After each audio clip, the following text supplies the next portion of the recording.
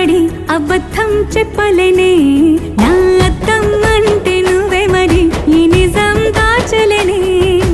అద్దం ముందు నిలబడి అబద్ధం చెప్పలేనే నా అద్దం అంటే నువ్వే మరి ఈ నిజం దాచలేనే